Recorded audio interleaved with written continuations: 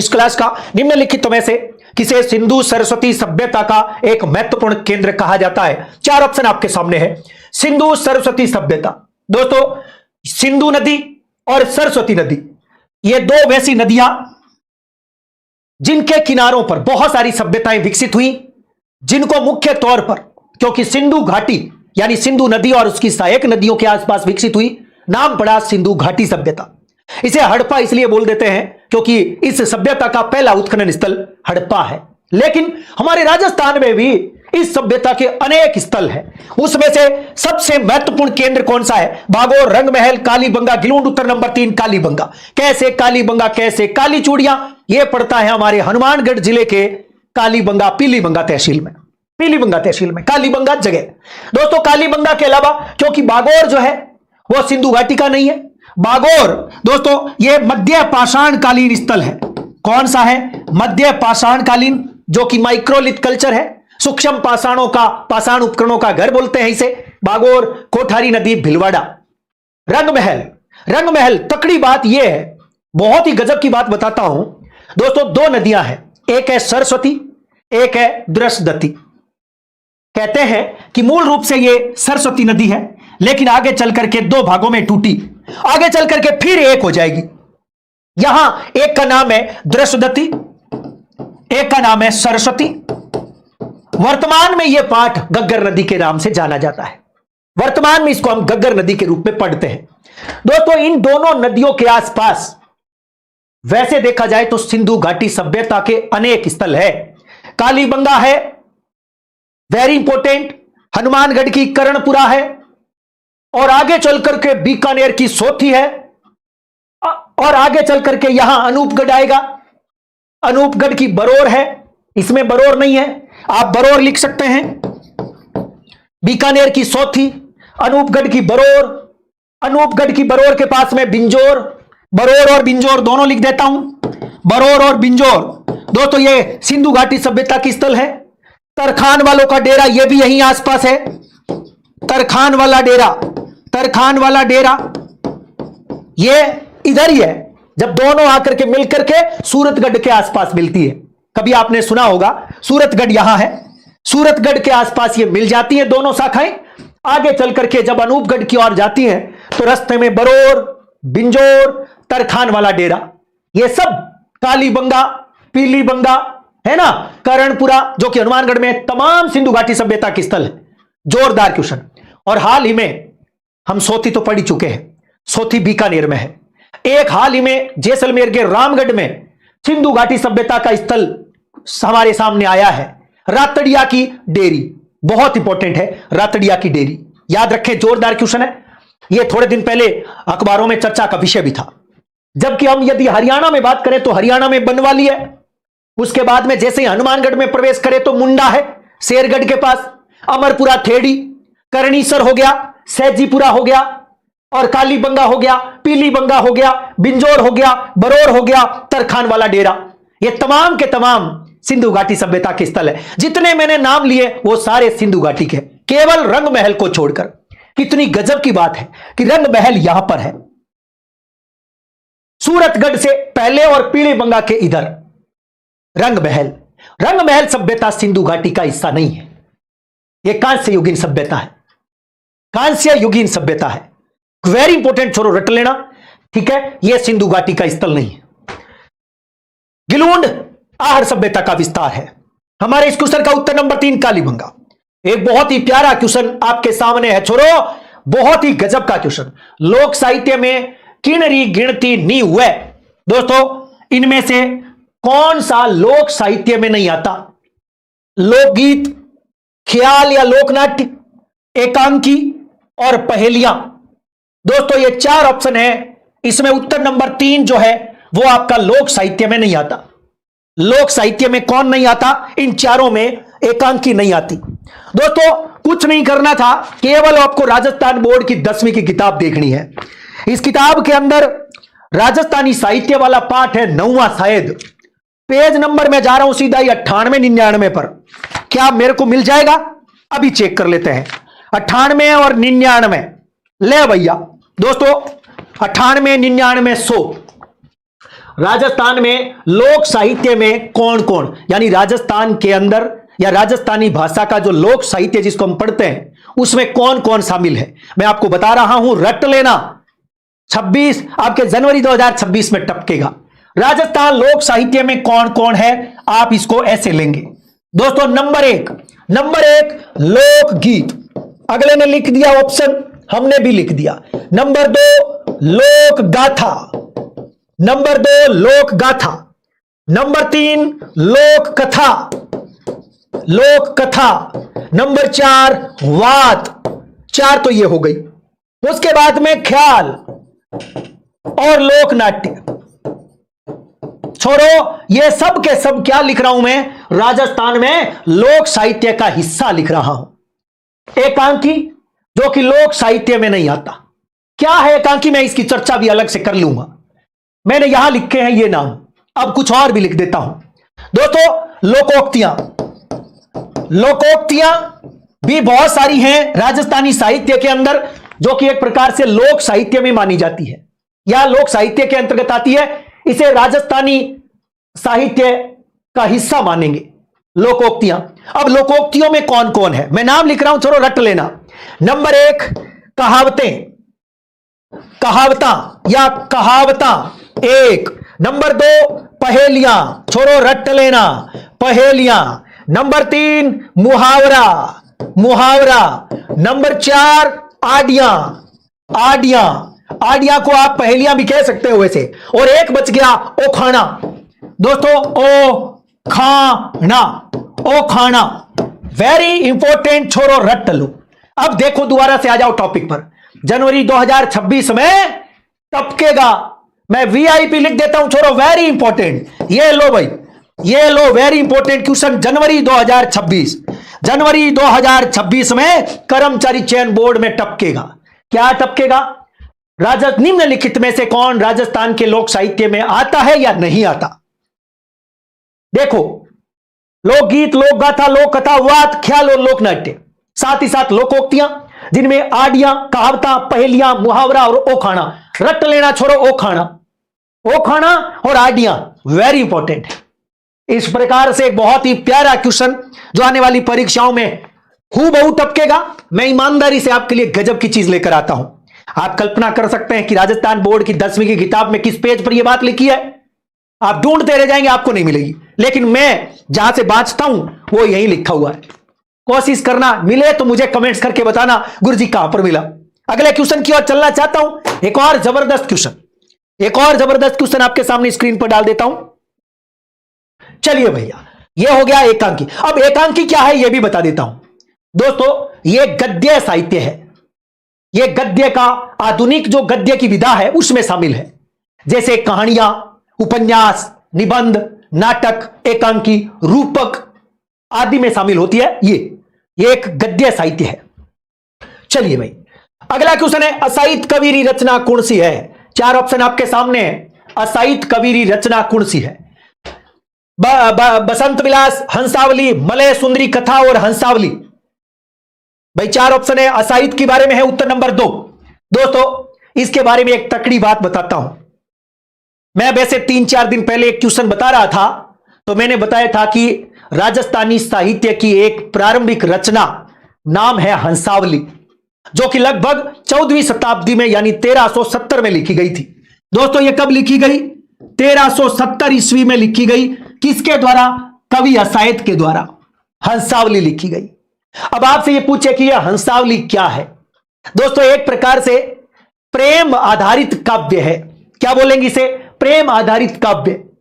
तो मैं लिख सकता हूं प्रेम काव्य, प्रेमाश्रय, प्रेमाश्रय काव्य लिख सकते हैं। ठीक है, अब यह किस पर आधारित है। कहते हैं कि गुजरात में एक पाटन नामक जगह है। दोस्तों राजस्थान में पाटन बहुत जगह पर मिलेगा।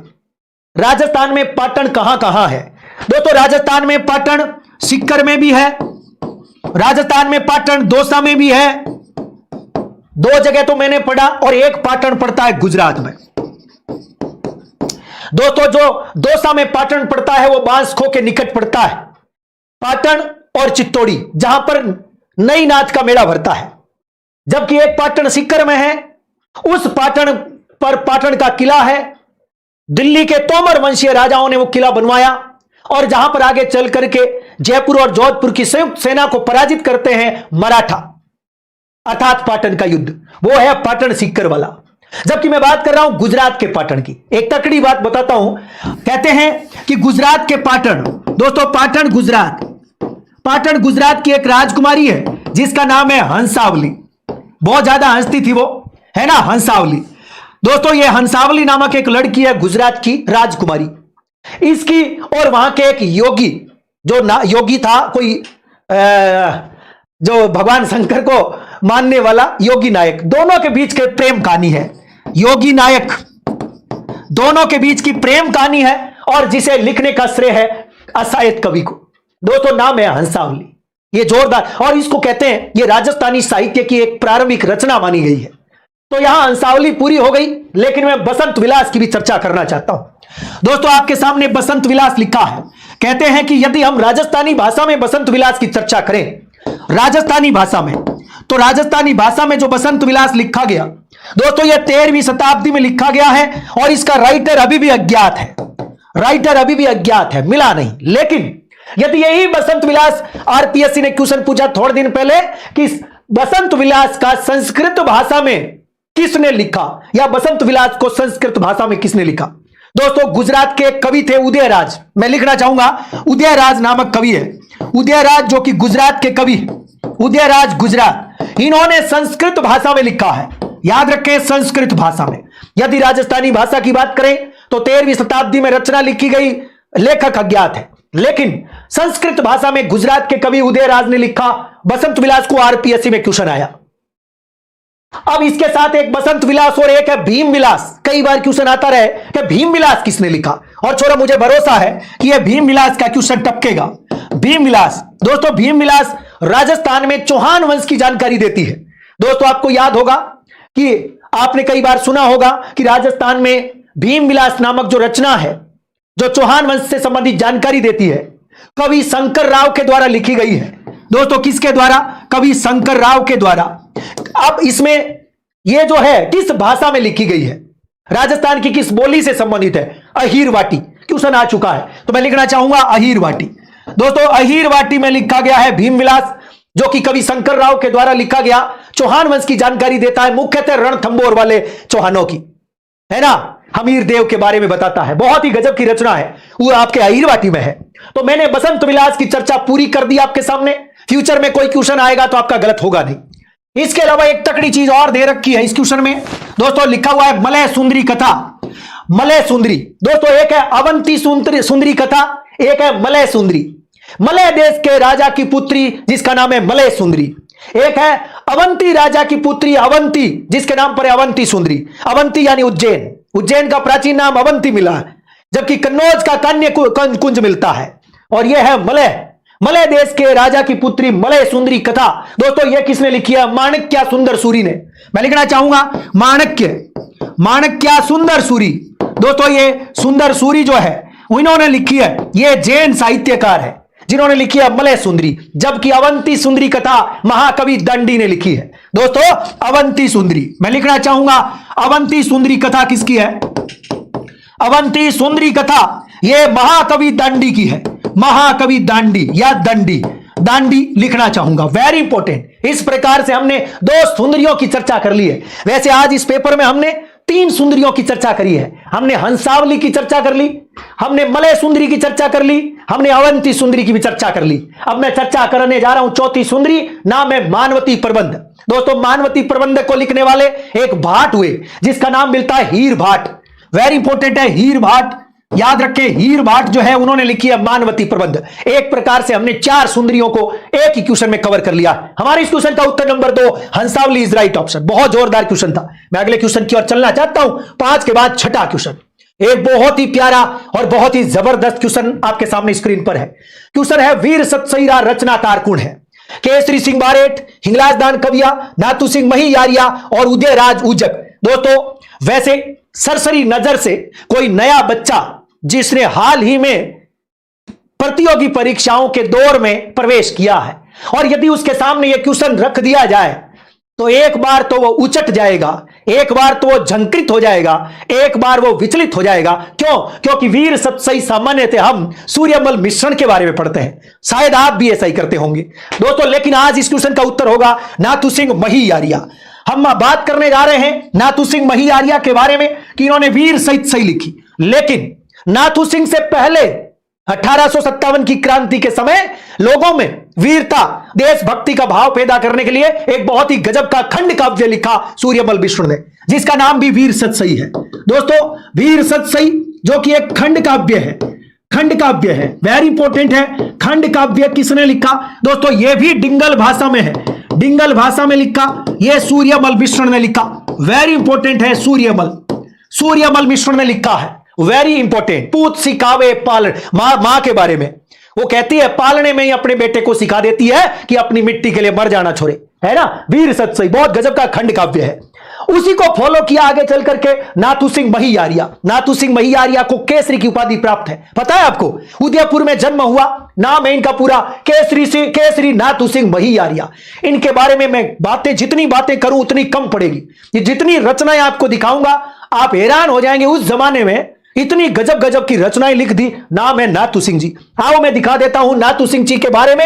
एक बहुत ही प्यारी बात आपके सामने डिस्कस करना चाहता हूं, मैं कई बार चर्चा में लेकर भी आया हूं, आज एक बार फिर से दिखा देता हूं तमाम लोगों को। एक बार फिर से मन्ने तो नाथूराम जी की आज ही सुनी है सर, कोई बात नहीं। ईला ने देनी अपनी हालरियो हुलराए, पूत सिखावे पालने मरण बड़ाई मां, ऐसा कुछ करके है दोस्तों। नाथू सिंह महियारिया, नाथू सिंह महियारिया जन्म कब होता है इनका? देखो विक्रम संमत शायद ये क्या लिखा 1975 है क्या, कोई बात नहीं है दोस्तों। यहां आओ, इन्होंने जितनी रचनाएं लिखी है एक एक देखो। नंबर 1 वीर सतसई, ये देखो वीर सतसई। नंबर 2 कश्मीर शतक, कश्मीर पर शतक लिख दिया। राव चुंडा पर चुंडा शतक लिख दिया। और एक और है, ये पत्ता शतक है, वीर शतक है, गांधी शतक है, महात्मा गांधी का शतक, हाड़ी शतक, हाड़ी रानी पर हाड़ी शतक। और यह है भालामान शतक, भालामान आपको याद होगा, भाला के बारे में जानते होंगे, है ना। करणी शतक और आगे स्फुट रचनाएं, ये वीर शतक भी है। ये तमाम रचनाएं किसकी है? बहुत इंपॉर्टेंट है। देखो दोबारा से, यहां से दोबारा देखेंगे, ये करणी शतक है।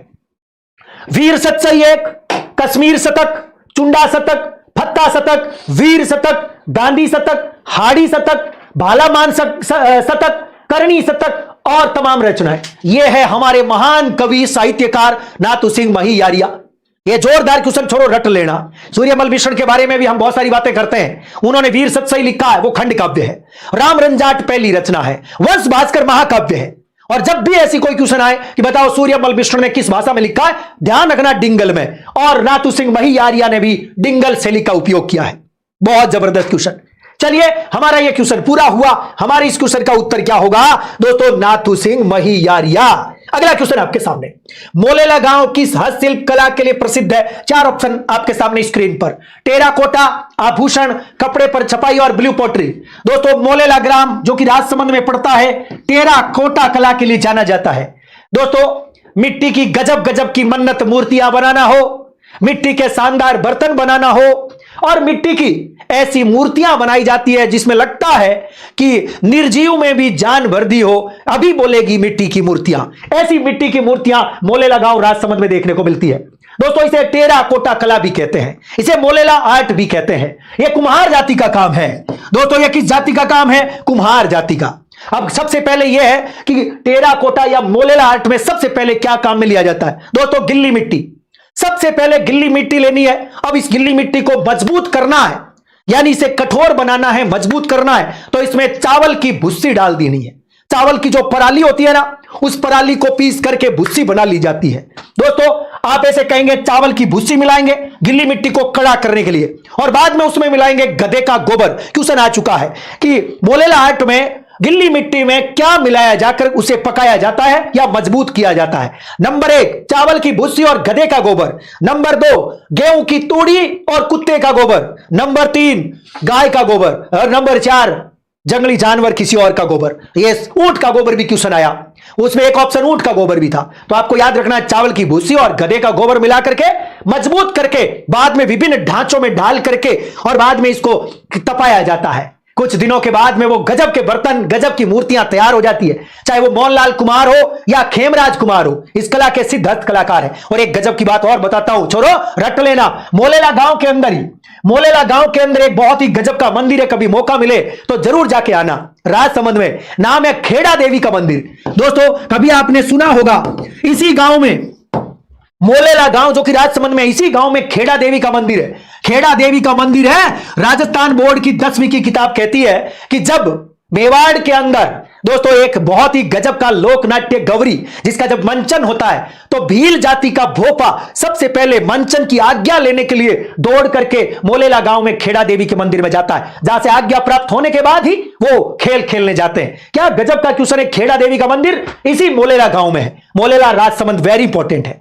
जबकि भूताला गांव उदयपुर में, जहां मोलेला आर्ट के नाम से कलात्मक वस्तुएं बनती है, जिस पर भी बार बार क्वेश्चन आते हैं। मेरे क्वेश्चन का उत्तर number 1 terracotta is right option. अगला क्वेश्चन है, निम्नलिखित में से कौन सा पुरुषों का वस्त्र है? 4 ऑप्शन आपके सामने है। चलो भाई, कुर्ती, डोडी, निचोल और दुकुल। दोस्तों इस क्वेश्चन का उत्तर नंबर 2 डोडी। डोडी वैसे देखा जाए तो यह पुरुषों का वस्त्र है। दोस्तों इसे डोडी भी बोलते हैं, इसे डोडी भी बोला जाता है, डोडी भी बोलते हैं। वैसे ये दोस्तों एक अंगरखी का प्रकार है। दोस्तों ये किसका प्रकार है? अंगरखी का प्रकार है। वेरी इंपॉर्टेंट है। अब मैं आपको राजस्थान बोर्ड की जो 10वीं की किताब है, मैं इसके आधार पर आपको एक चीज बताऊंगा। पाठ नंबर 4 में चलना है, चौथा पाठ जिसमें वस्त्र और आभूषण है, शायद ये रहा पाठ नंबर 4, वस्त्र और आभूषण, पेज नंबर 47। दोस्तों पेज नंबर 47 क्या कहता है, वही चीज आपके सामने पेश कर देता हूं। 7 नंबर पेज पर पुरुष परिधान, पुरुष परिधान, परिधान। दोस्तों लास्ट पेज पर लिखा हुआ है अंगरखी, जो कि सामान्य जन का पहनावा था, समय के अनुसार परिवर्तित हुई, इसे विविध नामों से पुकारा जाने लगा। अंगरखी को विविध प्रकार तथा आकार में बनाया जाने लगा। दोस्तों अंगरखी के कई नाम हैं। इसे तनसुख भी कहते हैं, इसे दुत्तई भी कहते हैं। वेरी इंपॉर्टेंट क्वेश्चन है, क्वेश्चन आ सकता है निम्नलिखित में से ये अंगरखी का उपनाम और क्या है या क्या नहीं है, ऐसा क्वेश्चन भी आ सकता है। क्या एक क्वेश्चन ऐसे भी आ सकता है कि निम्नलिखित में से कौन सा वस्त्र पुरुषों का वस्त्र है जो जिसे सामान्यतः अंगरखी के नाम से जाना जाता है? तो उसमें आपको 1 नंबर मिलेगा आपको तनसुख, नंबर 2 दुत्तई, नंबर 3 गाबा, गदर, मिर्जाई, डोडी, कानो, डगला। यह ध्यान रखें, ऐसा क्वेश्चन बन सकता है। फिर आपके सामने आएगा 1 2 3 सही है, 1 2 सही है, 1 2 4 सही है, सभी सही है, ऐसा क्वेश्चन भी बन सकता है। तो याद रखें, गद्दर, गाबा, मिर्जाई, डोडी, कानो, आपड़ी डोडी। देखो आपड़ी डोडी अंगरखी का ही दूसरा नाम है। ओके, पेज नंबर 48 पर डोडी पड़ी है। जबकि बाकी बच गया कुर्ती। दोस्तों कुर्ती को महिला परिधान के अंदर पढ़ेंगे अगले पेज में। कुर्ती के नीचे कांचली यानी बाह वाली अंगियां पहनी जाती है, तो यह महिलाओं का है कुर्ती। उसके बाद में निचोल। दोस्तों निचोल और दुकुल दोनों वेरी इंपॉर्टेंट है, जो साड़ियों के नाम है। यह पढ़ा, दो चोल, निचोल, पट, दुकुल, अंसुक, असन, वीर, चीर पटोरी। यह क्वेश्चन कई बार आता रहा है। इसका मतलब 99%। और अब चिंता ना करें, बहुत सारे बच्चे बोल रहे हैं कि हमारे कर्मचारी चयन बोर्ड के अध्यक्ष कह रहे हैं हम इस प्रकार अब की बार पेपर बड़ा गजब का बनाएंगे, ऐसे बनाएंगे। आप चिंता ना करें, आप इतनी तैयारी करें कि पेपर कैसा ही आएगा उससे कोई फर्क नहीं पड़े आपके चेहरे पर, आपके दिल और दिमाग पर, और गजब तरीके से आप छाप दें और मार्कशीट को भर दें और नौकरी लग जाए। जचा करके तैयारी करें। लोग चाहे कुछ भी कहें, आपको दिमाग खराब कर सकते हैं, आपको भ्रमित कर सकते हैं, आपको चिंता में डाल सकते हैं, लेकिन इन सब से बाहर निकलने का रास्ता एक ही है, बार बार पढ़ें और गजब की चीज पढ़ें। निश्चित तौर पर आप सिलेक्शन लेंगे। अगले क्वेश्चन की ओर चलना चाहता हूं। अगला क्वेश्चन आपके सामने स्क्रीन पर। क्वेश्चन कहता है कि रामस्नेही संप्रदाय की प्रधान पीठ कठिने है। दोस्तों 4 ऑप्शन है, नरेना गांव जयपुर में, अलवर में, मुकाम में और शाहपुरा भीलवाड़ा में। दोस्तों नरेना गांव, अलवर, मुकाम, शाहपुरा, उत्तर नंबर 4 शाहपुरा भीलवाड़ा में है रामस्नेही संप्रदाय। जबकि नरेना गांव में दादू जी है, दादू जी का पवित्र मंदिर है। मुकाम में जांबो जी का पवित्र मंदिर है, जांबो जी का पवित्र मंदिर। और अलवर के अंदर संत हमारे लालदास जी का बहुत ही गजब का शानदार मंदिर, दर्शन करने योग्य, जहां पर बार बार मेले भरते हैं। दोस्तों मेरे इस क्वेश्चन का जवाब शाहपुरा होगा। मैं आपको एक गजब की बात बताता हूं, शाहपुरा भीलवाड़ा रामस्नेही संप्रदाय। हम जानते हैं कि रामस्नेही संप्रदाय की राजस्थान में 4 पीठ है। दोस्तों पहली पीठ जो कि आपके शाहपुरा में है, रामचरण जी, रामचरण जी इसके प्रवर्तक माने जाएंगे। 2 नंबर है रेण जो कि मेड़ता में है।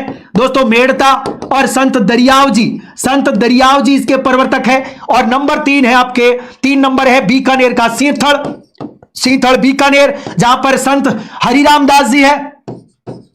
हरिराम दास जी है। और 4 नंबर पे चलेंगे हम जोधपुर, जहां पर खेड़प्पा है दोस्तों, खेड़प्पा शाखा। अब मैं आपको एक तकड़ी बात बताऊंगा, यहां पर रामदास जी है दोस्तों। ये चारों के चारों प्रवर्तक है, लेकिन मैं आपको ऐसी बात बताऊंगा जो आपने ना तो आज तक किसी किताब में पढ़ी होगी, ना आपने कभी सुनी होगी। मैं ऐसी बात आपके सामने पेश करने जा रहा हूं। अपना नोट्स जिसमें आपको एडिटिंग करनी है, पेन तैयार रखें, चीजें तैयार रखें। राजस्थान बोर्ड की 10वीं की किताब आपके सामने स्क्रीन पर है दोस्तों, ये देखें राजस्थान बोर्ड की 10वीं की किताब। मैं पाठ नंबर 2 में जाऊंगा। 2 नंबर पाठ यानी दूसरा पाठ है संत और लोक देवता, जिसमें हम अंतिम पेज पर जाएंगे। अंतिम पेज का मतलब है संत चरणदास जी के बारे में कुछ लिखा हुआ है दोस्तों। संत चरणदास जी रामसनेही संप्रदाय के प्रमुख संत माने जाते हैं। कहते हैं कि इन्होंने 1751 में दीक्षा प्राप्त की कृपाराम जी से, और इनका मूल नाम जो था रामकिशन था। आगे चल करके रामचरण था, रामचरण का मूल नाम रामकिशन था। जो मैं सही बात आपको बताने जा रहा हूं वो क्या है वो सुनो। रामसनेही संप्रदाय के बारे में पहली बात है, यहां राम नाम का स्मरण होता है। राम नाम का स्मरण ने से रामसनेही संप्रदाय, पहली बात दोस्तों। अणभिवाणी आप सुनते हैं कि अणभिवाणी शाहपुरा शाखा के प्रवर्तक रामचरण जी जो थे, उनके द्वारा जो आध्यात्मिक उपदेश दिए गए उनका संकलन है। आध्यात्मिक उपदेश किसके? रामचरण जी के, और जिनका उल्लेख किसमें? अणभिवाणी में। यहां तक आप सबको आता है, लेकिन 2 तकड़ी बातें अपने कंटेंट में ऐड करें। आपने कभी सुना है गुदड़ पंथ के बारे में? नाम तो सुना ही होगा दोस्तों। मैंने भी पहली बार देखा है, मैं जब पढ़ रहा था, क्योंकि मैं जब कोई चीज पढ़ता हूं तो मुझे ऐसा लगता है कि मुझे कुछ नई चीज मिले, ताकि पेपर सेटर का दिमाग जहां तक जा रहा है मेरा भी जाए। जो एग्जाम सेटर है, पेपर सेटर जो पेपर बनाता है, उसके दिमाग में क्या हलचल चल रही है वहां तक पहुंचना मेरा टारगेट है। मैं उसको फॉलो भी करता हूं, इस वजह से आप देख लेना चाहिए। मैं जो बोलता हूं अगले पेपर में छपता ऐसे ही है। इसके पीछे कारण और कुछ भी नहीं है, केवल बार बार चीजों को पढ़ने से है। हम इतनी चीजों को ऐसे कवर कर लेते हैं, इतनी गहराई में चले जाते हैं कि हम पेपर सेटर का दिमाग पढ़ लेते हैं। यह चीज होती है अनुभव से प्राप्त होती है, यह ऐसा हर किसी के बस की बात नहीं है। मैं आपको एक तकड़ी बात बताता हूं कि रामसनेही संप्रदाय जो है, इस संप्रदाय के प्रवर्तक रामचरण जी है, लेकिन रामसनेही संप्रदाय का उद्भव राजस्थान में गुदड़ संप्रदाय के कारण हुआ। क्या गजब का क्वेश्चन है, मैं क्वेश्चन बनाऊंगा, आप उत्तर देंगे दोस्तों। आपको पता होगा गुदड़ संप्रदाय दोस्तों, गुदड़ संप्रदाय जो कि दांतड़ा गांव में पड़ता है, दांतड़ा जो कि भीलवाड़ा में है। और यहां पर इस संप्रदाय के जो प्रवर्तक थे, जिनका नाम मिलता है दोस्तों संतदास जी, संतदास जी नाम है। अब क्वेश्चन यह बनता है कि राजस्थान में रामसनेही संप्रदाय किस अन्य संप्रदाय की परंपरा से के कारण उसका विकास हुआ है? वहां पर आपको उत्तर करना है गुदड़ संप्रदाय। यानी गुदड़ संप्रदाय के प्रवर्तक संतदास जी, दांतड़ा गांव भीलवाड़ा प्रमुख पीठ।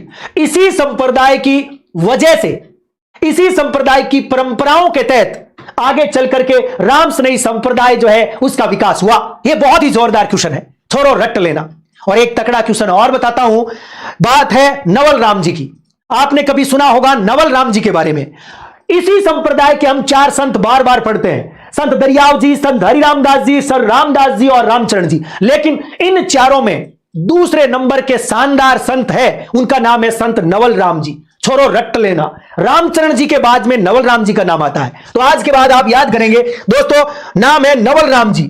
नवल राम जी मंत्री, नवल राम मंत्री, पूरा नाम है नवल राम मंत्री, जो कि प्रमुख संत है। वेरी इंपॉर्टेंट है, रामचरण जी के बाद प्रमुख संत माने गए हैं। तो ये गजब का क्वेश्चन है, छोड़ो याद कर लेना। मैंने 2 बातें बताई। बताओ रामसनेही संप्रदाय का विकास किस अन्य संप्रदाय की परंपराओं के तहत हुआ है? आपका उत्तर होगा गुदड़ संप्रदाय। गुदड़ संप्रदाय जिसके प्रवर्तक संतदास जी है, इन्हीं की प्रेरणाओं से, इन्हीं की परंपराओं को आगे चल करके परंपराओं को धारण करता है कौन? रामसनेही संप्रदाय। और रामसनेही संप्रदाय का एक और गजब का व्यक्ति है नवल राम जी मंत्री। छोड़ो रट लेना, परीक्षाओं में टपकेगा। अगला क्वेश्चन आपके सामने, एक और गजब का क्वेश्चन आपके सामने है। राजस्थान के निम्नलिखित में से किस मंदिर में दुर्ग स्थापत्य कला का अवलंबन नहीं किया गया है? दोस्तों 4 ऑप्शन आपके सामने हैं। कि इनमें से कौन सा मंदिर है जिसमें दुर्ग स्थापत्य कला का अवलंबन नहीं किया गया है। अवलंबन नहीं किया गया है। नीलकंठ मंदिर कुशलगढ़, जगदीश मंदिर उदयपुर, एकलिंग मंदिर उदयपुर, रणकपुर। हमारे इस क्वेश्चन का जवाब नंबर 2 जगदीश मंदिर है। दोस्तों यहां पर इसने लिखा है कुशलगढ़, इसको काट दो, इसको लिखो कुंभलगढ़। यह एक टाइपिंग एरर मान लो या पेपर सेटर की गलती है। अब आपके सामने क्वेश्चन यह बनता है कि गुरुजी ये दुर्ग स्थापत्य कला का अवलंबन क्या होता है। अवलंबन, कभी किसी पेड़ पर कोई बेल चढ़ती है तो हम कहते हैं उसने सहारा ले लिया। अवलंबन का मतलब होता है सहारा लेना, अर्थात सहारा लेकर उसके ऊपर चढ़ गई है। यानी एक प्रकार से दुर्ग स्थापत्य का सहारा किसमें नहीं लिया गया है, जगदीश मंदिर में। दोस्तों दुर्ग स्थापत्य का मतलब दुर्गों की विशेषताएं। दुर्गों की विशेषताएं, पहली विशेषता होती है सबसे ऊंचाई पर वो बनते हैं, ऊंचाई पर बनते हैं सुरक्षा की दृष्टि से। नंबर 1, चारों तरफ से बड़े बड़े परकोटा बनता है। कभी मौका मिले तो आप एक काम करना, रणकपुर के जैन मंदिर में जाना। दोस्तों रणकपुर जो मंदिर है, इस मंदिर में जब आप प्रवेश करेंगे, बड़े बड़े दरवाजे, चारों तरफ से परकोटे से घिरा हुआ, बहुत ही भव्य सफेद संगमरमर में बना 1444 खंभों का मंदिर। यानी दुर्ग में होता है परकोटा, तो यहां पर इस मंदिर में भी परकोटा है। दोस्तों एकलिंग जी का मंदिर आपको याद होगा, मैं कई बार बताता रहा हूं कि 8वीं शताब्दी में बप्पा रावल ने एकलिंग जी का मंदिर बनवाया, लेकिन आगे चल करके मोकल ने इसका जीर्णोद्धार कैसे कराया, उसने अपने फन्ना मन्ना और विसल जो वास्तुकार थे उनके सहयोग से परकोटा बनवाया। तो मंदिर के चारों ओर एकलिंग जी के मंदिर में भी परकोटा है। यानी दुर्ग स्थापत्य कला का अवलंबन एकलिंग जी में भी हुआ, रणकपुर में भी हुआ, और नीलकंठ मंदिर, दोस्तों ये भगवान शिव से संबंधित है। नीलकंठ मंदिर जो कि कुंभलगढ़ किले में है, न कि कुशलगढ़ में। यहां पर भी चारों ओर परकोटा है। कहते हैं विशाल बड़े बड़े द्वार है मंदिर के चारों ओर, जहां द्वार बनती है उसके ऊपर बड़े बड़े बुर्जे हैं। दोस्तों ये तमाम चीजें किलों में होती है, दुर्गों में होती है, और दुर्गों वाली चीजों को मंदिरों में यूज किया। अर्थात मैं कह सकता हूं कि नीलकंठ में, एकलिंग में, रणकपुर में दोस्तों दुर्ग स्थापत्य कला का अवलंबन यानी सहारा लिया गया, इन चीजों को फॉलो किया गया। किसमें नहीं हुआ फॉलो? दोस्तों जगदीश मंदिर उदयपुर में। यह जगदीश मंदिर उदयपुर वाला वही मंदिर है जिस मंदिर के आगे खड़े होकर के गोविंद गिरी ने गजब की बात बोली थी, आपको याद होगा, मेवाड़ महाराणा से मिलने के बाद। दोस्तों ये वेरी इंपॉर्टेंट है, उत्तर नंबर 2 होगा। 2 मंदिर और भी है दोस्तों। चित्तौड़गढ़ के किले में कभी जाएं तो 2 मंदिर मिलेंगे, एक का नाम है कुंभाश्याम मंदिर और एक है बाण माता का मंदिर। ये दोनों मंदिर दोस्तों जिनमें दुर्ग स्थापत्य का अवलंबन है। तो 2 और ऐड कर लो, नीलकंठ हो गया, एकलिंग हो गया, रणकपुर हो गया, और एक हो गया बाण माता का मंदिर चित्तौड़गढ़ के किले में, और दूसरा है कुंभाश्यामी का मंदिर, कुंभास्वामी मंदिर। दोस्तों ये दोनों चित्तौड़गढ़ के किले में है। वेरी इंपॉर्टेंट है, छोड़ो, भविष्य में क्वेश्चन बन सकता है। ये बहुत ही जोरदार क्वेश्चन था, आने वाले सपने में, बिल्कुल सपने में बना हुआ मंदिर। अरे छोरा वाह, एक तकड़ी बात बताता हूं। कोई आपसे पूछ ले कि ऐसा क्वेश्चन फ्यूचर में मान लो उल्टा कर दे, ये क्वेश्चन मतलब इसको आपके लिए समझने में थोड़ा कॉम्प्लिकेटेड कर दे, जैसे कि राजस्थान में बहुत सारे ऐसे मंदिर हैं जिनमें दुर्ग स्थापत्य कला का अवलंबन किया गया है। जैसे एग्जांपल दे दे वो नीलकंठ, एकलिंग जी, रणकपुर, बाण माता, कुंभाश्यामी। ऐसा क्यों किया गया? मान लो ऐसा क्वेश्चन है तो याद रखें 16वीं और 17वीं शताब्दी की बातें हैं। उस जमाने में राजस्थान में मंदिरों को तोड़ने के लिए मुस्लिम आक्रांता या जो लोग बाहरी आक्रमण वाले थे वो मंदिरों को तोड़ रहे थे। अब मंदिरों को तोड़ रहे थे तो यहां जो मंदिर बने वो ऊंचाई पर बने सुरक्षा की दृष्टि से, और इनमें बड़े बड़े परकोटे बनाए गए, बड़े बड़े बुर्जे बनाए गए, विशाल द्वार बनाए गए सुरक्षा की दृष्टि से। ये बहुत इंपॉर्टेंट बातें बोल रहा हूं, छोड़ो, इस प्रकार से कोई नहीं पढ़ाएगा बाजार में, गारंटी देता हूं।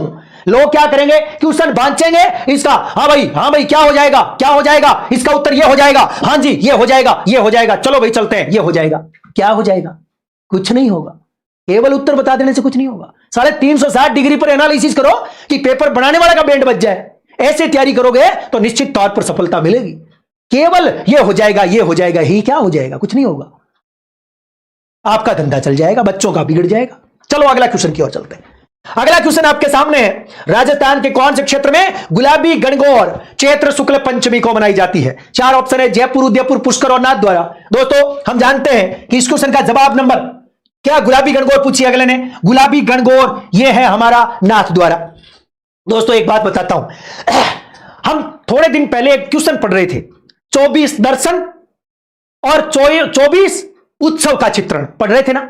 24 दर्शन वाली बात थी, वो सिरोही वाली 24 दर्शन, और एक था 24 उत्सवों का चित्रण। उनमें एक शामिल है गुलाबी गणगौर, और यह है नाथ द्वारा। क्या गजब का है। हम कई बार पढ़ते हैं तीज त्योहारा बावड़ी ले डूबी गणगौर, गणगौर ले डूबती है, तीज से शुरुआत होती है। वैसे नाथ द्वारा यानी गणगौर जो है वो चैत्र की शुक्ल पक्ष की तृतीया को मनाई जाती है। शिव और पार्वती के अखंड प्रेम या अखंड प्रेम का प्रतीक है। लड़कियां चाहती है कोई अच्छी नौकरी वाला छोरा मिल जाए, महिलाएं चाहती है कि ये जो है वो ठीक ढंग से चल ले। सर्वाधिक गीतों वाला त्योहार गणगौर है। और गजब की बात यह है, ट्यूशन आया था कि राजस्थान में जो गणगौर का त्योहार है इसमें राख के होल, क्योंकि हम जानते हैं कि चैत कब का शुक्ल पक्ष की बात है ना, तो हम जानते हैं कि हमारी होली कब गई, फाल्गुन की पूर्णिमा, फाल्गुन की पूर्णिमा को गई। अब हमारे चैत के पूरे कृष्ण पक्ष के 15 दिन, 3 दिन और बच गए, 2 दिन और ऊपर मान लो शुक्ल वाले, तो 15 और 2 17 दिन। 17 दिन तक हमें होली वाली राख बचा के रखनी है। उस राख के अंदर पानी डाल करके उसके पिंडे से बनाने हैं, ऐसे करके बना करके उसके अंदर क्या करना है दोस्तों, जो को बीज देना था, उग जाएगी। यानी होली की राख के कितने पिंड बनाने हैं, 5 पिंड बना करके जो के अंकुरों के साथ में पूजन होता है गणगौर में। क्वेश्चन आ चुका है, कितने पिंड बनाकर, 5 पिंड बनाकर। दोस्तों नाम है गणगौर। दोस्तों आपको एक बात बताता हूं, राजस्थान में जयपुर की गणगौर की सवारी प्रसिद्ध है, बीकानेर की भी प्रसिद्ध है, और उदयपुर की भी। आपको पता है कर्नल जेम्स टॉड ने उदयपुर की गणगौर की सवारी की भूरी भूरी प्रशंसा करी है। क्वेश्चन आया कि राजस्थान में कहां की गणगौर की भूरी भूरी प्रशंसा कर्नल टॉड करते हैं, तो आप याद रखें उदयपुर वाली का। और यह भी हम बार बार पढ़ते हैं कि राजस्थान में बिना इसर वाली गणगौर जैसलमेर की है। और आपको याद है राजस्थान में चांदमल डड्डा की गणगौर की सवारी बीकानेर की है। 12 मासा गणगौर का मेला बीकानेर का है। गुलाबी गणगौर आपकी नाथ द्वारा की है। और 2 चीज और है, एक है धींगा गणगौर।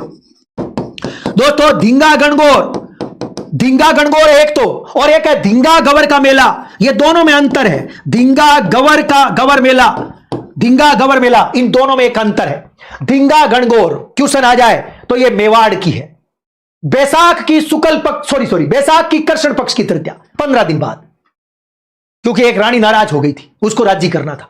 ये मैं नहीं कह रहा हूं, ये कविराज श्यामलदास जी कह रहे हैं वीर विनोद में। वो कह रहे हैं कि मेवाड़ महाराणा राज सिंह के समय धींगा गणगौर का आयोजन हुआ था, लुगाई नाराज हो गई थी रानी, है ना।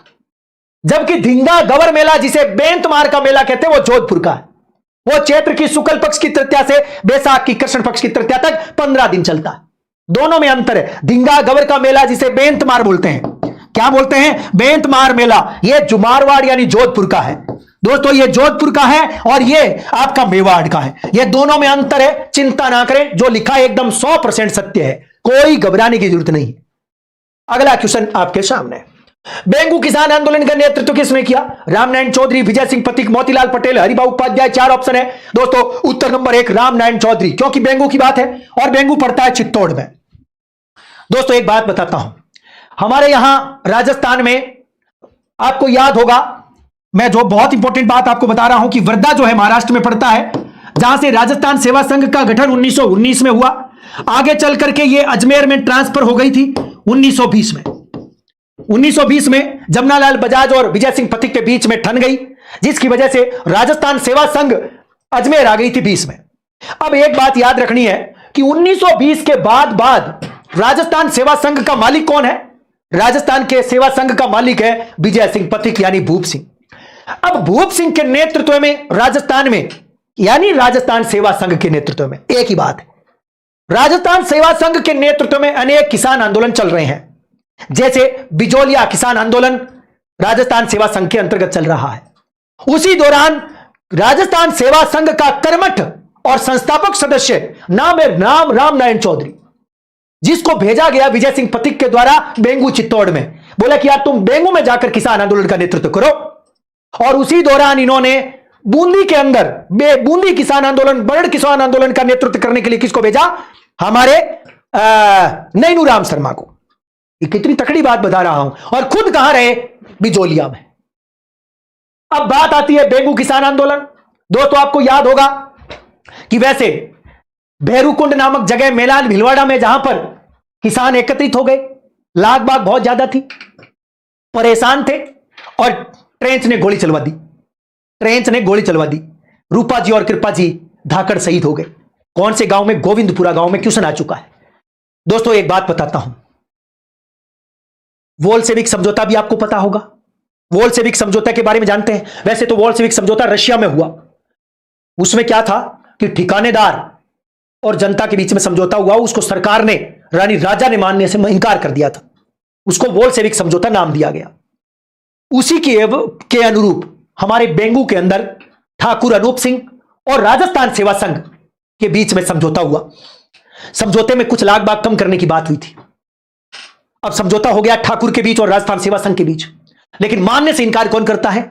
ब्रिटिश जो हमारे राजस्थान में एजीजी थे वो मानने से इनकार कर देंगे, पॉलिटिकल एजेंट मानने से इनकार कर देंगे, और मेवाड़ महाराणा भी मानने से इनकार कर रहा है।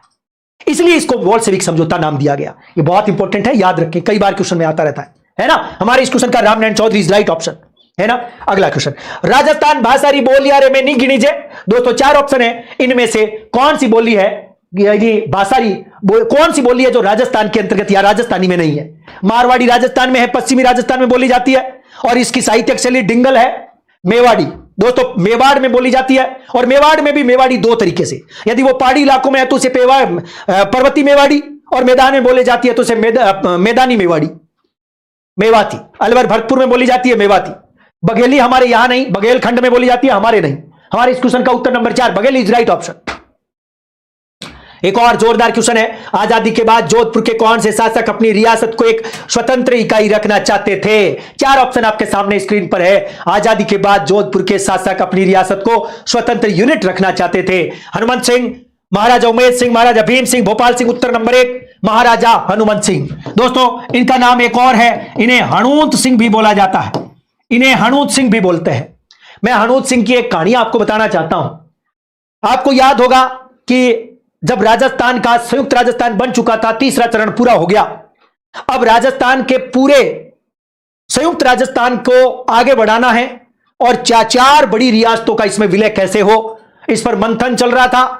रियासती विभाग के मंत्री वल्लभ भाई पटेल और रियासती विभाग के सचिव वीपी मेनन दिमाग लगा रहे थे कि कैसे करके जयपुर को, जोधपुर को, बीकानेर को और जैसलमेर को इसमें मिला लिया जाए, ताकि एक राजस्थान जो है वो, क्योंकि अधिकांश राजस्थान का हिस्सा यदि एकीकृत में हो जाएगा, एकीकरण में आ जाएगा, तो कुछ बचा कुचा पावर से ले लेंगे। वीपी मेनन को बोला गया कि यार तुम इसका कुछ करो।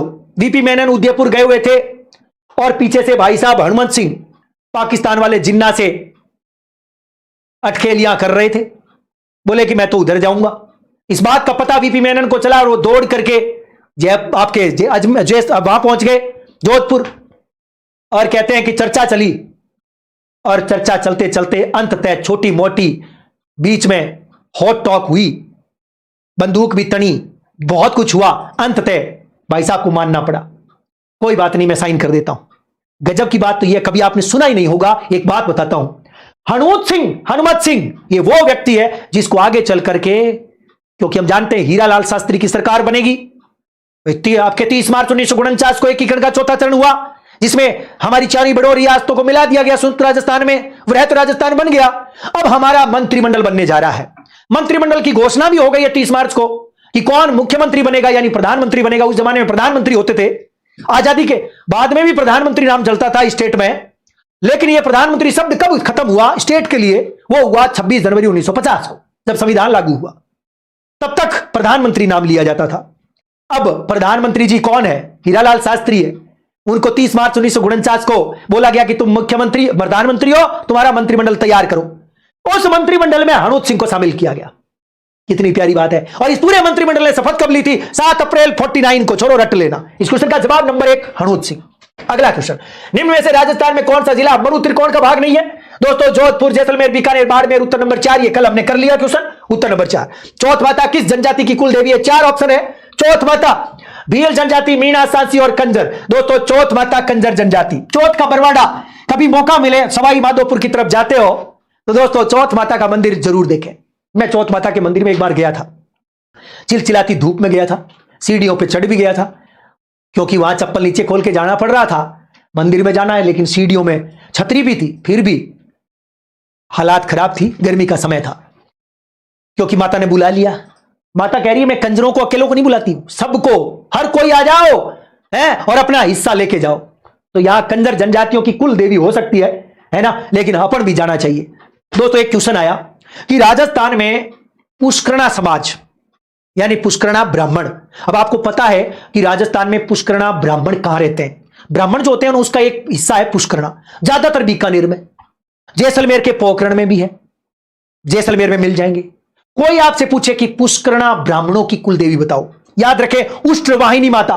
क्वेश्चन आया थोड़े दिन पहले, उष्ट्रवाहिनी यानी वो माता, उष्ट्रवाहिनी देवी दोस्तों, वो माता जिसका वाहन ऊंट है, पुष्करणा समाज की कुल देवी नाम है उष्ट्रवाहिनी। ठीक है, और क्योंकि बात जब इस प्रकार से जाति जनजाति की आ रही है, भील जनजाति की कुल देवी कौन है? खेड़ा देवी। वेरी इंपॉर्टेंट, याद रखें। और कोई पूछे सचिया माता किसकी है? ओसवाल जाति की। पांचाल जाति की कौन है? त्रिपुर सुंदरी तुरताई माता। बिसा जाति की कौन है? आशापुरा माता, पोखरण जैसलमेर वाली, आशापुरा माता पोखरण वाली, वो बिसा जाति की है। बिसा जाति वो मेहंदी वेहंदी नहीं लगाते, आपको याद है ना, वही। हमारे इस क्वेश्चन का उत्तर 4 कंजर। कांकड़, डोरना, बिंदोली और सामेला। अरे वाह छोरो, ये तो अधिकांश बच्चों के साथ हो चुका होगा ये। हाँ जी, जन्म, मृत्यु, विवाह और चूड़ाक्रम, मुझे नहीं लगता इसमें किसी को शक है। मैं इसका उत्तर नंबर 3 कर रहा हूं भैया, विवाह से संबंधित है, कोई शक नहीं होना चाहिए, एकदम आसान सा क्वेश्चन है। लेकिन मैं एक तकड़ा सा क्वेश्चन आपके सामने पेश करूंगा। 25 मार्च 48 को राजस्थान संघ के निर्माण के समय देशी रियासतों के निम्न समूह में से कौन सा संघ का हिस्सा नहीं था? दोस्तों 25 मार्च 1948 को राजस्थान संघ बनने जा रहा है दोस्तों, राजस्थान यूनियन बनने जा रही है। यहां 9 रियासतें शामिल हो जाएंगी, 9 रियासतें दोस्तों, 9 रियासतें। अब 9 रियासतें वो कौन कौन सी 9 रियासतें हैं, मैं आपको एक एक रियासत बताना चाहूंगा। नंबर 1 है आपकी बांसवाड़ा, नंबर 2 डूंगरपुर, मैं लिख देना चाहूंगा बांसवाड़ा, बांसवाड़ा, बूंदी लिख देता हूं, किशनगढ़, कोटा, झालावाड़, डूंगरपुर, प्रतापगढ़, शाहपुरा, टोंक। शायद ये 9 रियासतें हो गई है। बांसवाड़ा, बूंदी, किशनगढ़, कोटा, झालावाड़, डूंगरपुर, प्रतापगढ़, शाहपुरा, टोंक। 1 2 3 4 5 6 7 8 9, 9 रियासतें हो गई है। 9 रियासतें हैं। आपको पता है लगभग 23-23.5 लाख आबादी थी, 23.5 लाख जनसंख्या यानी आबादी। दोस्तों इन 9 रियासतों की आबादी कितनी है? 23.5 लाख, और वार्षिक इनकम है लगभग 1,90,00,000, 1,90,00,000 यानी 1.90 करोड़। कोई आपसे पूछे कि राजस्थान संघ में शामिल होने वाली 9 रियासतें ये आपके सामने हैं, इनकी आबादी कितनी थी? 23.5 लाख, वार्षिक इनकम कितनी थी? 1,90,00,000। वेरी इंपॉर्टेंट है। अब आपका इसमें क्वेश्चन चेक कर लो, कोटा, बूंदी, झालावाड़ वाला इस क्या कह रहा है समूह कौन सा संघ का हिस्सा नहीं था? दोस्तों इस क्वेश्चन का उत्तर किशनगढ़, शाहपुरा, उदयपुर वाला यह होगा, क्योंकि इसमें उदयपुर नहीं है। उदयपुर आगे चल करके तीसरे चरण में शामिल होगा संयुक्त राजस्थान में। मुझे नहीं लगता इस क्वेश्चन में किसी को कोई प्रॉब्लम होगी। हमारे इस क्वेश्चन का उत्तर नंबर 3 राइट है। चंपाकली तुलसी आड़ की गले में फंसा दी चंपाकली, माथा, गर्दन, नाक और सिर। दोस्तों उत्तर नंबर 2 गर्दन। चंपाकली तुलसी आड़ बहुत सारी है वैसे तो, है ना, ठुस्सी, बजंटी 2 है, एक बजंटी, ठुस्सी। क्यों भाई, ये तमाम है। तमाम लोगों का स्वागत। बिल्कुल 700-700 बच्चे देख रहे हैं सर। इंडिया वालों ने सिर्फ आबादी पढ़ाई है, संस्कारी लोग अभी भी बिना बोले धपाधप लगे होंगे, हम पढ़ रहे हैं। कोई बात नहीं है, कोई बात नहीं है छोरो, अपने तो जो बता रहा हूं आप तो रट जाना रे छोरो, रट जाना, है ना। चंपाकली तुलसी आड़, चंपाकली तुलसी और आड़ छोरे भी बहुत बढ़िया, हर्षिता ने ठोक दिए सारे ही। हालरो, झालरो, तिमड़िया, बजंटी, टेवटा, टेवटिया, चंद्रहार, ठुस्सी, पंचड़, बजंटी, चंद्रहार, रामनवमी, आड़, थमड़ियों, है ना। चलो कोई बात नहीं, एक क्वेश्चन पूछ लूं क्या दोस्तों? एक ऑप्शन है, ये चार है, माथा, गर्दन, नाक और सिर। मैं एक ऑप्शन देता हूं, आप में से कोई बता देगा तो मान जाऊंगा। एक ऑप्शन दे रहा हूं, माथा यानी ये रहा माथा, ललाट, गर्दन, नाक और सिर, और एक कान और लिख देता हूं, कान। दोस्तों ये कान लिख दिया मैंने। मुझे आप ये बता सकते हो कि इन पांचों में किस अंग में निम्बोरी नामक आभूषण पहना जाता है? निम्बोरी कोई बता सकता है क्या? निम्बोरी बता दो रे छोरो, बता दो। बहुत ही जोरदार क्वेश्चन आपके सामने स्क्रीन पर है। कुलदीप मेला जी बोल रहे हैं, गुरुजी आप ऑप्शन पढ़ लिया करो। सर ऐसे कमेंट्स पढ़ने चाहिए, कोई बात नहीं। बहुत बढ़िया, मेरा क्वेश्चन आपके सामने स्क्रीन पर है। निम्बोरी आभूषण कहां पहना जाता है? बहुत बढ़िया छोरो, बताओ रे बताओ, बताओ रे बताओ। बहुत बढ़िया, सबने बता दिया, आज तो ठोक दिया उत्तर। अरे वाह रे वाह छोरो। क्वेश्चन आपके सामने स्क्रीन पर, जबरदस्त क्वेश्चन है।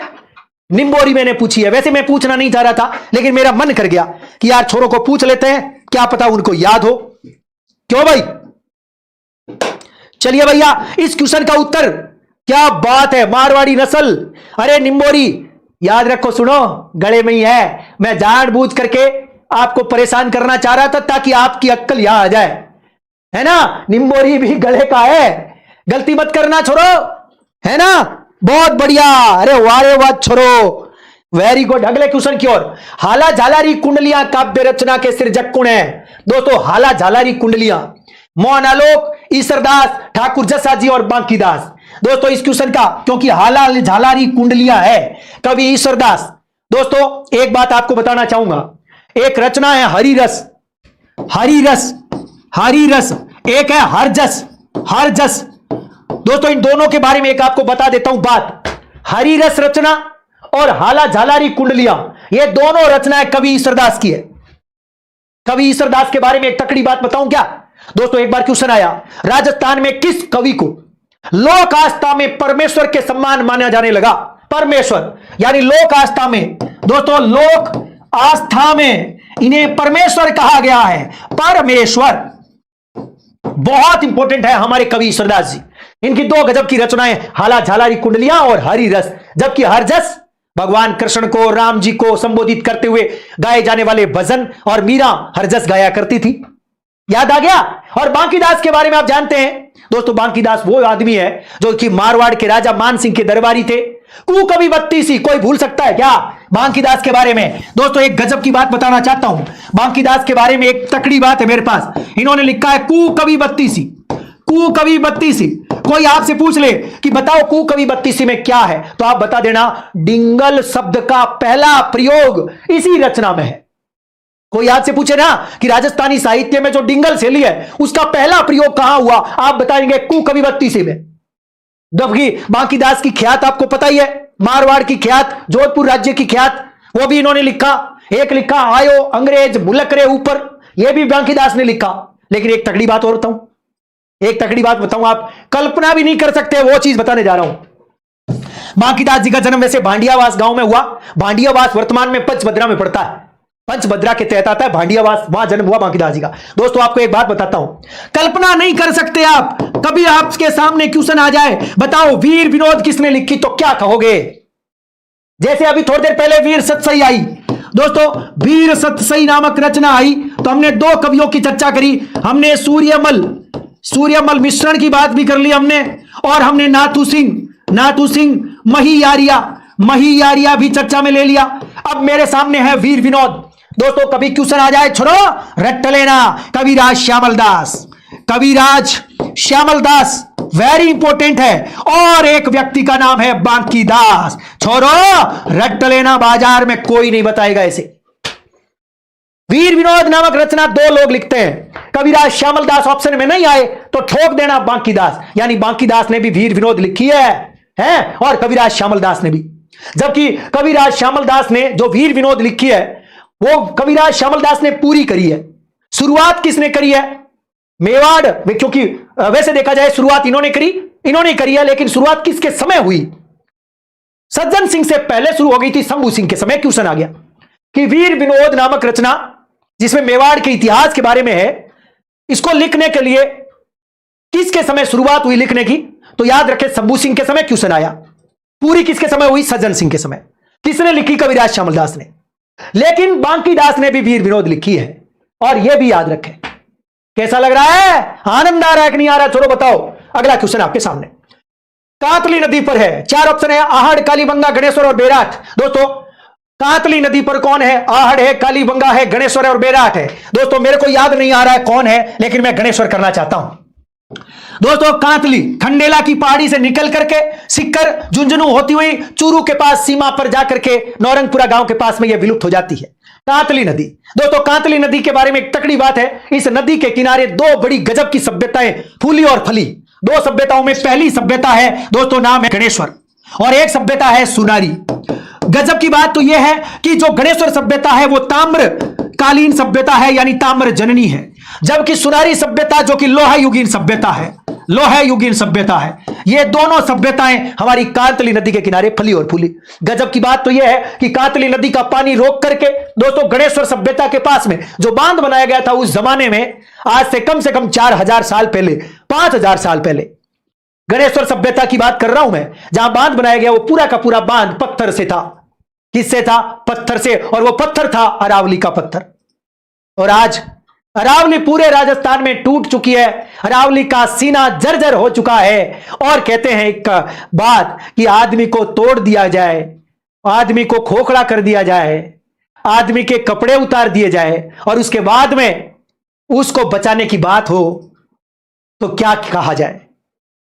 पूरी अरावली को तहस नहस कर दिया, पूरी अरावली को खा गए लोग, और अब उसको संरक्षित करने की बातें हो रही है।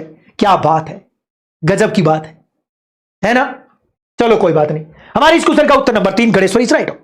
मैं ईंट की बात इसलिए कर रहा था कि पक्की ईंटों का प्रयोग, कच्ची ईंटों का प्रयोग, दोनों प्रकार की ईंटों का प्रयोग गणेश्वर सभ्यता में नहीं हुआ, केवल पत्थर का उपयोग हुआ था। यह बात बताना चाहता था मैं। एक और क्वेश्चन है, गागरोन का युद्ध किसके मध्य लड़ा गया? दोस्तों 4 ऑप्शन आपके सामने, बहुत ही जबरदस्त क्वेश्चन है। इस क्वेश्चन का उत्तर मनने को नहीं आवे रे छोरो।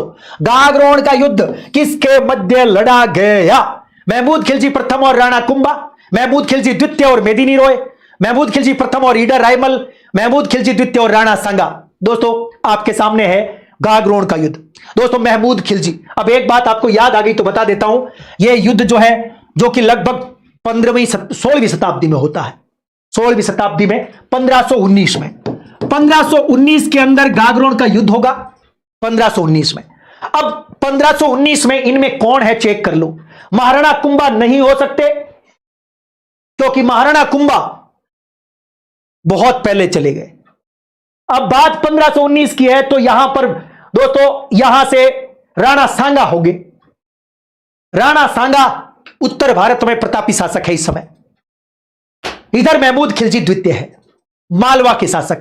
अब एक गजब की बात यह है कि मालवा जो है, यहां के 2 शासकों की बात कर लेता हूं, महमूद खिलजी और प्रथम, और यहां पर महमूद खिलजी और द्वितीय। दोस्तों ये मालवा के 2 शासक, पहला जो है वो कुंभा के समय है, दूसरा सांगा के समय है। पहले में है सारंगपुर का युद्ध, सारंगपुर का युद्ध 1437, और दूसरा है द्वितीय सांगा के साथ 1519 गागरोन का युद्ध। यह बात आपको याद करनी है, यह जोरदार चीज है। महमूद खिलजी प्रथम और द्वितीय, मालवा के शासक। प्रथम में बात करें तो कुंभा सारंगपुर का युद्ध 1437, उसके बाद में द्वितीय सांगा 1519। ये दोनों बातें आप याद करें, छोड़ो रट लेना। अगले क्वेश्चन की ओर चलना चाहता हूं। एक और गजब का क्वेश्चन आपके सामने है, हाड़ौती अंचल राजा व गीतकार कौन है? दोस्तों हाड़ौती, हाड़ा चौहानों की भूमि हाड़ौती, हाड़ौती अंचल।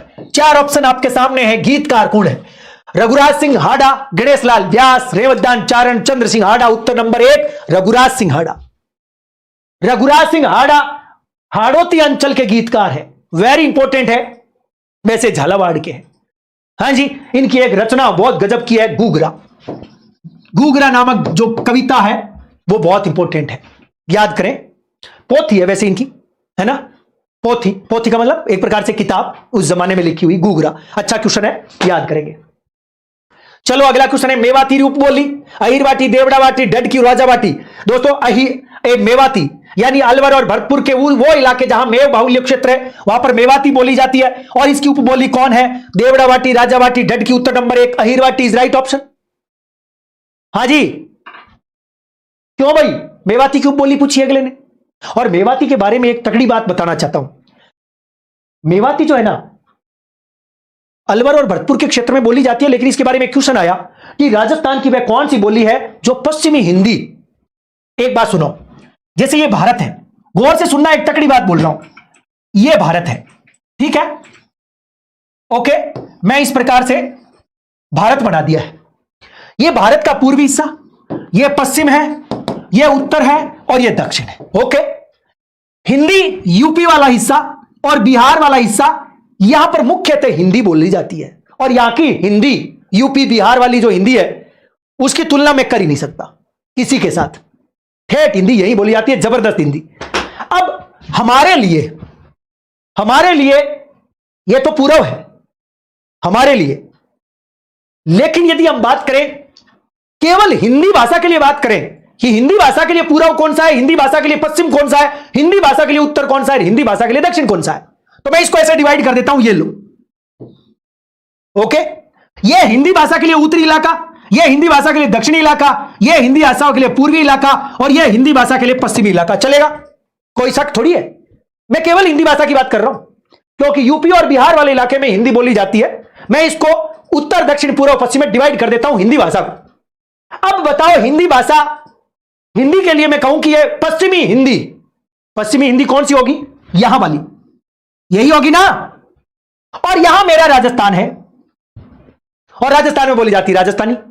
तो क्वेश्चन बनता है कि राजस्थानी और पश्चिमी हिंदी के सेतु या संधि का काम कौन सी बोली करती है? दोस्तों उत्तर नंबर 1 मेवाती। गजब का क्वेश्चन है ना। पश्चिमी हिंदी और राजस्थानी के बीच सेतु का काम कौन करती है? मेवाती। हमारे इस क्वेश्चन का उत्तर नंबर, क्योंकि अगले ने उपबोली पूछी है अहिरवाटी। ये जोरदार क्वेश्चन था।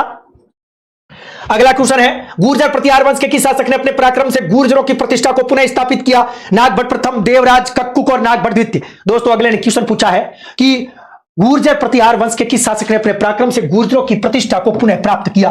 भाई एक बात और बताता हूं, वैसे इसका उत्तर नागभट्ट द्वितीय होगा। क्यों होगा? इसके पीछे एक कारण है, मैं बताता हूं एक आसान शब्दों में, कि हम जानते हैं कि गुर्जर प्रतिहार जो है उनकी सबसे सशक्त या मजबूत शाखा जो थी ना, वो थी मंडोर। मंडोर शाखा में हरिश्चंद्र के बाद रज्जिल वगैरह हुए और बाद में नागभट्ट प्रथम हुआ।